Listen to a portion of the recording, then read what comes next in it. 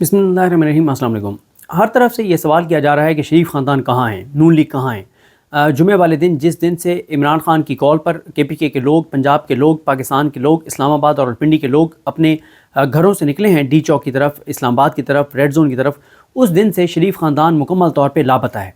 यानी शहबाज शरीफ जो है वो उस दिन पहले दिन थे, क्योंकि वो आए हुए थे, मलेशियन प्राइम मिनिस्टर आए हुए थे, लेकिन जब उनको उन्होंने रवाना किया तब से शहबाज शरीफ गायब हैं और शहबाज शरीफ इस्लामाबाद से लाहौर चले गए और कोई अता पता नहीं है उनका, और बिलों में छुपे हुए हैं, खौफज़दा हैं और उनको डर है, और डर उनका किसी हद तक जस्टिफाइड है कि उनको ये डर है।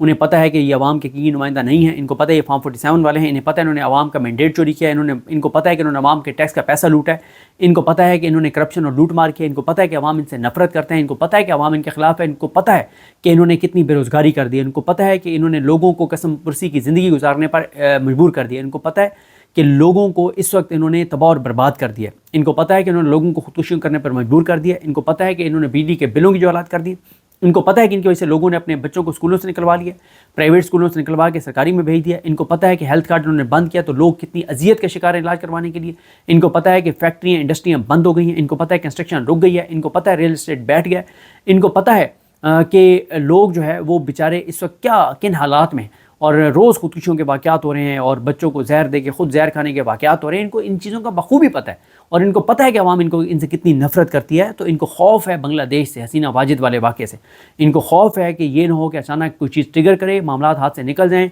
और इसीलिए फिर ख्वाजा आसिफ हों या शहबाज शरीफ हों, ये जितने इनके मिनिस्टर्स हैं वो सब इस्लामाबाद छोड़ के जा चुके हैं। अब देखते हैं हमारे सोमवार को ये वापस आते हैं या नहीं आते।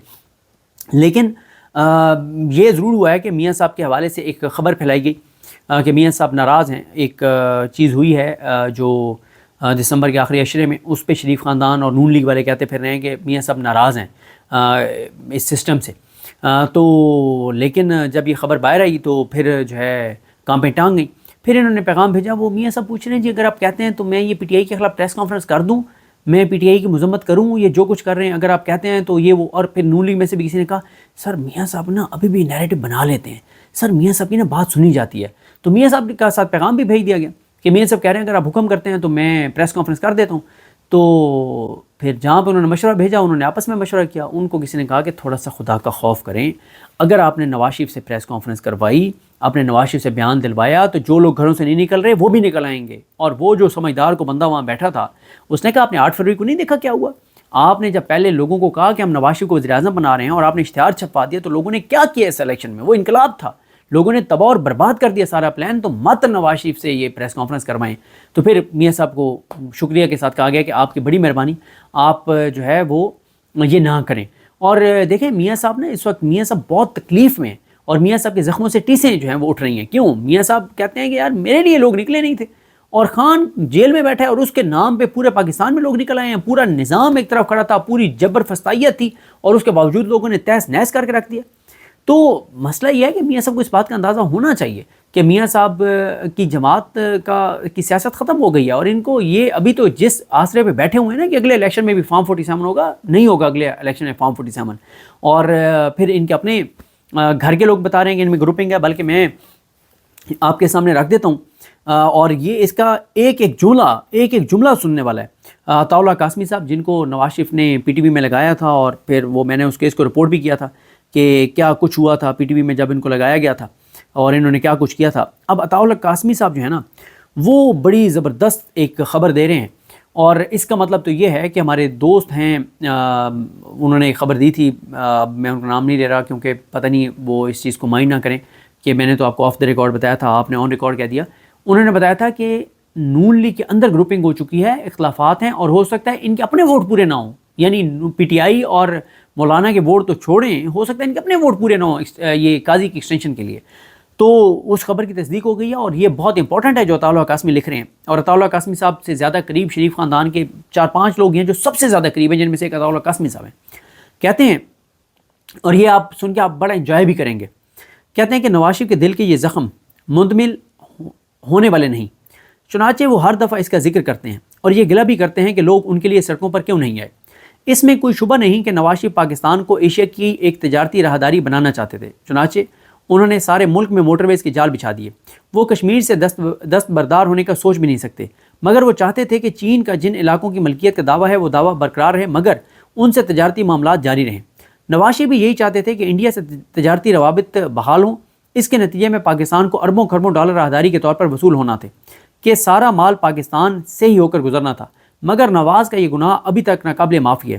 باقی رہا میاں صاحب کا عوام سے یہ گلہ، یہاں سے سننے والا ہے۔ باقی رہا میاں صاحب کا عوام سے یہ گلہ کہ جب ان کے ساتھ یہ زیادتیاں ہو رہی تھیں عوام سڑکوں پر کیوں نہیں آئے؟ تو بہت معذرت کے ساتھ عوام کو سڑکوں پر لانا پارٹی کے لیڈرز کا کام ہوتا ہے، مگر وہ اپنے اپنے کاموں میں مگن رہے۔ پارٹی میں ان دنوں پھر گروپ بندی عروج پر ہے، یہ بڑی خبر ہے۔ اور یہاں سے رک کے میں آپ کو بتا دوں کہ آپ کو یاد ہوگا خواجہ آصف صاحب کا وہ بیان کہ میاں صاحب زندگی اور موت کی کشمکش میں تھے ہسپتال اور کوئی نہیں نکلا تھا۔ عمران خان کو 1 سال سے زیادہ ہو گیا ہے، الحمدللہ نہ وہ بیمار ہوا ہے، نہ اس کے پلیٹلیٹس گرے ہیں، نہ وہ پریشان ہوا ہے، نہ اس کو مچھر کاٹتے ہیں، نہ وہ روتا ہے، نہ اس کو ٹیشوؤں کی ضرورت ہے وہاں پہ۔ اور لوگ نکلے ہوئے ہیں اس وقت بھی پاکستان کی سڑکوں پہ، قیدی نمبر 804 کا راج ہے، اسلام آباد میں دیکھ لیں ہر جگہ۔ تو یہ کہتے ہیں جناب کہ ان دنوں پھر گروپ بندی عروج پر ہے اور اب تو وفاق اور پنجاب میں بھی علیحدہ علیحدہ وفاداری کی خواہش رکھنے والے برسرے کار نظر آ رہے ہیں۔ وہ کہتے ہیں کہ میں یہ کالم لکھ چکا تھا کہ فیس بک پر اس موضوع پر لکھی ایک تحریر نظر آئی، یہ ناصر بٹ کی تھی جن کا تعلق لاہور سے ہے۔ میں چاہتا ہوں کہ میرے قارئین اس تحریر سے مستفید ہوں۔ اب آپ مجھے بھول جائیں، ناصر بٹ صاحب کو پڑھیں۔ اچھا، یہ اب آگے ناصر بٹ کی فیس بک پوسٹ کا حوالہ دے رہے ہیں، اور ناصر بٹ جتنے شریف خاندان کے قریب ہیں آپ کو اندازہ ہو جانا چاہیے، اور اگر یہ ناصر بٹ لکھ رہا ہے تو آپ کو اندازہ ہو جانا چاہیے کہ شریف خاندان کے حالات کتنے پتلے ہو چکے ہیں۔ ناصر بٹ کیسے کہتے ہیں، یہ اس دن کی بات ہے ان کی فیس بک پوسٹ جس دن میاں صاحب نے وہ خطاب کیا تھا بڑے گھٹیا قسم کا، جس میں انہوں نے KPK والوں کو کہا تھا تم لوگ بھیڑ بکری ہو۔ ناصر بٹ کہتے ہیں کہ ابھی تھوڑی دیر پہلے نواز شریف کا پنجاب حکومت کی اپنی چھت اپنا گھر اسکیم کے افتتاح کے موقع پر کیا گیا مکمل خطاب سنا ہے۔ نواز شریف کا بولنا اب ہمارے جیسے لوگوں کے لیے تبرک ہی بن چکا ہے جو وہ کبھی کبھار بانٹتے ہیں۔ نواز شریف کے کم بولنے کی وجوہات ہم تو کافی عرصے سے جانتے ہیں، لوگ البتہ اس پر سوال اٹھاتے رہتے ہیں۔ نواز شریف کو اسٹیبلشمنٹ سے تو گلے ہیں جو بالکل جائز بھی ہیں، مگر انہیں ساتھ ساتھ عوام سے بھی گلہ ہے۔ اچھا، یہ مجھے نہیں پتا کہ یہ ناصر بٹ، میرا تو خیال ہے وہی ہیں جو نون لیگ کے ہیں، اگر کوئی اور ناصر بٹ ہیں تو مجھے نہیں پتا، لیکن میرا تو خیال ہے وہ ایک ہی ناصر بٹ ہیں۔ خیر، کہتے ہیں کہ نواز شریف کو اسٹیبلشمنٹ سے تو گلے ہیں، اس کا مطلب ہے کہ ابھی موجودہ اسٹیبلشمنٹ سے بھی نواز شریف کو گلے ہیں۔ کیا ہیں بھائی، آپ کے لیے کیا نہیں کیا، آپ کی چوری ڈکیتی لوٹ مار کیسز سب کچھ ختم کروا دیا، آپ کی بیٹی اپنی سیٹ ہار گئی تھی اس کو وزیر اعلیٰ پنجاب بنا دیا، آپ کا بھائی سیٹ ہار گیا تھا اس کو وزیر اعظم بنا دیا، آپ 17 سیٹر پارٹی تھی آپ کو اقتدار دے دیا، ابھی بھی شکوہ ہے، ابھی بھی آپ کو سچا پیار نہیں ملا۔ مطلب آپ کو 2 حکومتیں دے دی ہیں، آپ کو 60 منسٹر دے دی ہیں، اور آپ ابھی کہہ رہے ہیں کہ آپ کو 60 نہیں، آپ تو کوئی یہ وفاق اور پنجاب کے ملا کے کوئی 90 سے 100 وزیر مشیر ہیں، اور ابھی بھی آپ کو سچا پیار نہیں ملا، اور آپ اپنی سیٹ ہار گئے تھے، آپ کو اسٹیبلشمنٹ نے آپ کی سیٹ جتوائی ہے فارم 47 پہ، اور ابھی بھی آپ کو سچا پیار نہیں ملا۔ خیر، وہ کہتے ہیں کہ نواز شریف کے اسٹیبلشمنٹ سے تو گلے ہیں جو بالکل جائز ہیں، مگر انہیں ساتھ ساتھ عوام سے بھی گلہ ہے۔ نواز شریف بجا طور پر سمجھتے ہیں کہ انہوں نے اکیلے پاکستان کے لیے جو کیا ہے اور اسے جس قدر ترقی دی ہے، باقی تمام سیاستدان مل کر بھی اتنی ترقی نہ دے سکے۔ تو عوام کا موجودہ رسپانس ایسا نہیں کہ جو ان کی پاکستان کے لیے خدمات کا مناسب جواب ہو۔ یہ بات اخلاقی طور پر تو بالکل درست ہے، مگر میرے نزدیک یہ سیاسی اپروچ نہیں کہ ہر چند کے کم از کم میں اپنی اتنی حیثیت یا فہم تو نہیں سمجھتا کہ میاں نواز شریف کو کسی قسم کی سیاسی اپروچ سمجھا سکوں۔ وہ اس خطے کے سب سے زیادہ تجربہ کار سیاستدان ہیں، مگر میری گزارش یہی ہے کہ انہیں یہ بات سمجھنی چاہیے کہ اس ملک میں صرف کام کے بل پر مقبولیت قائم نہیں رہتی، اس کے لیے اور بھی بہت سے کام کرنا پڑتے ہیں، اور میں گاہے بگاہے ان پر لکھتا بھی رہتا ہوں۔ میں بڑے افسوس سے کہہ رہا ہوں کہ نون لیگ نے ان کاموں پر بالکل توجہ نہیں دی۔ اچھا، اس ملک کے عوام کی سوچوں کو غیر سیاسی بنانے کے لیے دہائیوں کا کام کیا گیا ہے، یہ ممکن نہیں کہ ان کی ساخت فوری طور پر انقلابی ہو جائے۔ نواز شریف کو اسے نظر انداز ہی کرنا چاہیے اور ایک سیاسی مدبر کے طور پر اپنے زخموں کو بھلا کر قوم کو قیادت فراہم کرنی چاہیے۔ میں یہ بھی کہنا چاہتا ہوں کہ خود نون لیگ نے بھی اپنی پارٹی کو مزاحمتی سیاست کے مطابق کبھی تیار نہیں کیا، جس کا بنیادی مرکز و محور جس کا بنیادی محور ورکرز ہوتے ہیں۔ ایسا نہیں کہ عوام کی کثیر تعداد نواز شریف سے محبت نہیں کرتی، مسئلہ یہ ہے کہ ہر طرف جب یک طرفہ بیانیاں چل رہے ہوں تو اس کا جواب دینے کو کوئی موجود نہیں ہوتا، جس کی بنا پر لوگوں کا بھیڑ بکریاں بن جانا سمجھ میں آتا ہے۔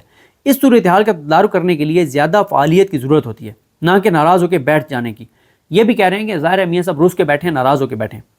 اس کے بعد وہ کہتے ہیں، میاں صاحب ہم جیسے لوگ آپ سے محبت کرتے ہیں، اور اس محبت کی وجہ آپ کی پاکستان کی ترقی اور خوشحالی میں کردار ہے۔ اسی محبت کی بنا پر کبھی یہ بھی نہیں دیکھا کہ آپ کے نامزد کردہ امیدواروں کا عوام سے سلوک کیسا ہے۔ میاں صاحب، آپ کی نظر ایک شاعر سے پیشگی معذرت کے ساتھ پیش خدمت ہے، قائد کی محبت میں ہم آشفتہ سروں نے وہ ووٹ بھی ڈالے ہیں جو واجب بھی نہیں تھے. یہ میرا خیال ہے کہ واضح طور پہ اشارہ کر رہے ہیں کہ جو ایک ایکسٹینشن کے لیے ووٹ ڈالا گیا تھا اور اب یہ جو ووٹ قاضی فیصل کی ایکسٹینشن کے لیے ڈالا جا رہا ہے شاید اس کی طرف اشارہ ہے. تو حالانکہ یہ شعر تو یہ ہے کہ مٹی کی محبت میں ہم آشفتہ سروں نے وہ قرض اتارے ہیں جو واجب بھی نہ تھے. تو اس سے آپ کو اندازہ ہو جانا چاہیے کہ نون لیگ کے اندر کیا چل رہا ہے, نون لیگ کے اندر حالات کیا ہیں. اور لگتا یہی ہے کہ اب تو نون لیگ کی گروپنگ بہت شدید ہو گئی ہے, اور لگتا یہ بھی ہے کہ نون لیگ کے اپنے ووٹ بھی ایکسٹینشن کے لیے قاضی کے پورے نہیں ہیں. تو دیکھتے ہیں جی چیزیں کیسے آگے بڑھتی ہیں. مجھے اپنی دعا میں یاد رکھیں. اللہ کے امام صاحب کا حامی ناصر. اللہ حافظ.